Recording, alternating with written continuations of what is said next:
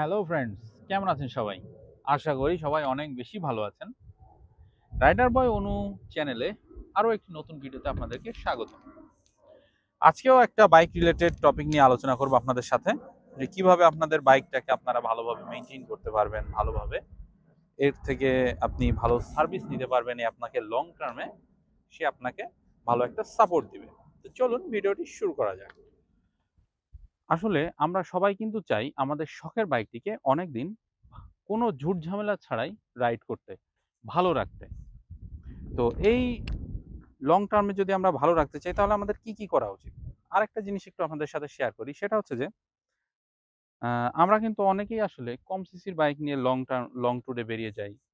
তো এর ফলে কি হয়, বাইকের যে ইঞ্জিন আছে, ইঞ্জিনের ভিতরে যে পার্টস গুলো আছে, যেমন আপনার ক্র্যাঙ্কশেক, রকার আর্ম, টাইমিং চেন, এগুলো যদি আমরা লং এ চালাই গাড়ি, এগুলো কিন্তু খুব তাড়াতাড়ি ক্ষয় হয়ে যায়।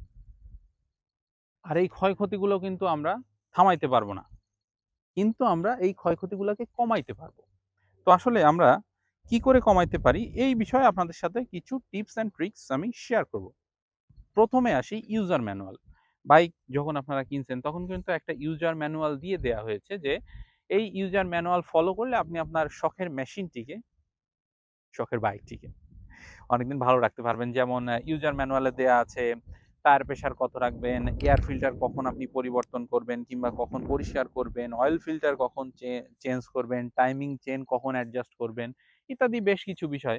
তারপরে আপনার কখন অয়েলটা পরিবর্তন করবেন, তারপরে কি গ্রেডের ইঞ্জিন অয়েল আপনি ইউজ করবেন, ইত্যাদি বেশ কিছু বিষয় আছে যেগুলা মানলে আপনার এই বাইকটি বা শখের বাইকটি, আমি যেটাকে বলছি শখের বাইক, কিন্তু আমরা যারা আসলে বাইক নিই এগুলো কিন্তু আমাদের আসলে খুব শখের।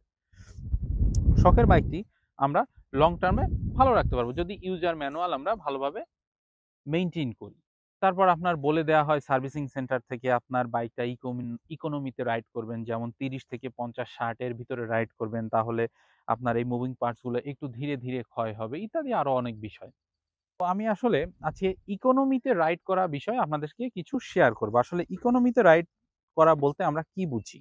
আসলে আমরা যদি সঠিক আরপিএম না মানি, যেমন 30 থেকে 50-60 কিলোমিটার এর ভিতরে না চালাই, হুটহাট সেকেন্ড গিয়ারে 40-50 তুলে দিলাম, ভোঁ ভোঁ শব্দ করে চলে গেলাম, আমি দেখলাম যে আমি একটা নতুন বাইক কিনছি, মানুষকে দেখালাম, এই জিনিসটা করতে কিন্তু আলটিমেটলি আমারই লস। কারণ আপনি যখন এই হুটহাট আপনি এরকম টান দিবেন, তখন কিন্তু আপনার বাইকের রকার আর্ম, টাইমিং চেন, যেগুলো কিন্তু খুব দ্রুত ক্ষয় হয়ে যাবে এবং আপনার বাইকের লংজিভিটিটা কিন্তু কমে যাবে। আরেকটা জিনিস আপনাদের সাথে শেয়ার করি, যে আমরা কিন্তু এই যে ছোট বাইক যেমন ১১০, ১২৫ সিসি বাইক নিয়েও কিন্তু অনেক সময় লং ট্যুরে বেরিয়ে পড়ছি। এই করোনার পরবর্তীতে কিন্তু আমরা এই কাজটা করি, আসলে লং ট্যুরে বেরিয়ে যাচ্ছি ছোট বাইক নিয়ে। এই ছোট বাইক নিয়েও কিন্তু আমরা যদি লং ট্যুর করি, তাহলে ছোট বাইকের ইঞ্জিনেও কিন্তু অনেক বেশি প্রেশার পড়বে এবং খুব তাড়াতাড়ি আপনার এই মুভিং পার্টস গুলা ক্ষয় হয়ে যাবে এবং আপনার বাইক থেকে আপনি আল্টিমেট যে পারফরম্যান্সটা পাওয়ার কথা ছিল সেটা কিন্তু আপনি পাবেন না। তো এই যে আমরা এরকম ওভার স্পিডিং করছি, ছোট বাইক নিয়ে লং ট্যুরে বেরিয়ে যাচ্ছি, তাহলে কিন্তু আমরা ক্ষয়ক্ষতি কিছুটা হলেও কমাইতে পারবো যদি আমরা ইকোনমিতে রাইড করি। কেন ইকোনমিতে রাইড করার কথা বলা হচ্ছে? যদি আপনি ইকোনমিতে রাইড করেন, ছোট বাইক হোক, বড় বাইক হোক, সে তার ক্যাপাসিটি অনুযায়ী চলছে। কারণ কোম্পানি কিন্তু একটা গাইড ফলো করে এই জিনিসটাকে বানিয়েছে। সে কিন্তু আমার, আপনার এবং আমাদের এই পাড়ার গলির মেকানিকদের থেকে একটা কোম্পানি অনেক ভালো বুঝে কি করে তার এই প্রোডাক্টটা লং টার্মে ভালো থাকবে এবং তার কাস্টমারকে সে একটা প্রপার সার্ভিস দিতে পারবে। কম কোম্পানি যেহেতু বলছে তার ইকোনমিতে চালানোর জন্য, ইকোনমিতে যদি আপনি চালান, আপনি লং ট্যুর করেন, ডাজন্ট ম্যাটার। আপনি যদি ইকোনমিতে চালান, কিছুক্ষণ পর, পর ব্রেক দেন, তাহলে দেখবেন আপনার বাইকটা লং টার্মে ভালো থাকবে। আমি কিন্তু আমার এই সুজুকি জিক্সার বাইক চালানোর আগে আমি সুজুকি হায়াতে বাইক চালিয়েছি।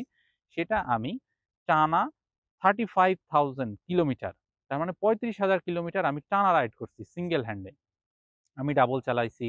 আমি একদিনে টানা ৩৪৩ কিলোমিটার গেছি আমি ঢাকা থেকে চুয়াডাঙ্গা যমুনা সেতু হয়ে। আমার বাইকের কিন্তু কোনো সমস্যা হয়নি। ইভেন আমি আমার চেনের সেট একবার চেঞ্জ করেছি। আমার কোনো মেজর চেঞ্জ নাই। কোনো টায়ার চেঞ্জ করিনি, হেডলাইটের বাল্ব চেঞ্জ করিনি, কোনো বাল্ব-টাল্ব কিচ্ছু চেঞ্জ করিনি। শুধু একবার ক্লাচ কেবল চেঞ্জ করছি। ব্রেক কেবল আমি চেঞ্জ করিনি। ক্লাচ প্লেটে তো হাতই দেয়া লাগেনি। তো ইকোনমিতে রাইড করলে কিন্তু এই সুবিধাগুলো আপনি পাবেন, ছোট বাইকের ক্ষেত্রেও। তো চলুন আমি আপনাদেরকে একটা উদাহরণ দিই। উদাহরণটা হচ্ছে আমাদের দেহের সাথে। আমাদের দেহের সাথে এই বাইকের দেহের একটা তুলনা। কারণ আমাদের শরীরটাও কিন্তু একটা মেশিন, মানব মেশিন। আর এটা হচ্ছে একটা ইঞ্জিন, একটা মেশিন। আমার দেহের ক্যাপাসিটি আছে আমি ৮ থেকে ১০ কেজি ওয়েট নিয়ে আমি ১ কিলোমিটার হাঁটলাম। এটা আমার শরীরের ক্যাপাসিটি। এখন আপনি যদি আমাকে বলেন যে তুমি ৮ থেকে ১০ কেজি না, তুমি ২০ কেজি কিংবা ২৫ কেজি নিয়ে তুমি ৮ কিলোমিটার ১ কিলোমিটার যাও। যতটুকু রাস্তা যেতে বলা হচ্ছে ততটুকুই যাচ্ছি, কিন্তু আমার ওভারওয়েট নিয়ে যাচ্ছি। তখন কিন্তু আমি আর আমার ওই পারফরম্যান্সটা আমি দিতে পারব না। যতটুকু পারফরম্যান্স আমি ১ কিলোমিটারে দিয়েছিলাম ১০ কেজি ওয়েট নিয়ে। ঠিক একইভাবে যদি আমি এই বাইকটাকে এরকম সাপোর্ট দিই, এরকম সার্ভিস করি, ইকোনমিতে রাইড করি, আমি লং ট্যুরেও কিন্তু বড় বাইক হোক, ছোট বাইক হোক আমি নিয়ে খুব ভালোভাবেই যেতে পারবো। তো এইটাই আপনাদের সাথে শেয়ার করা ছিল যে লং টার্মে আমি আমার বাইকটা কিভাবে ভালোভাবে তার থেকে আমি সার্ভিসটা নিতে পারি। এই ছিল আজকের ভিডিওটা। দেখা হবে নেক্সট কোনো ব্লগে। আর লং টার্মে বাইক ভালো রাখতে হলে আর যদি আপনাদের কিছু জানার থাকে তাহলে আমার ভিডিওতে কমেন্ট করে জানাবেন আমাকে। আমি অবশ্যই অ্যান্সার দেওয়ার চেষ্টা করব। ভালো থাকবেন, সাবধানে থাকবেন, সেফটি মেইনটেইন করে বাইক রাইড করবেন। দেখা হবে নেক্সট কোনো ব্লগে।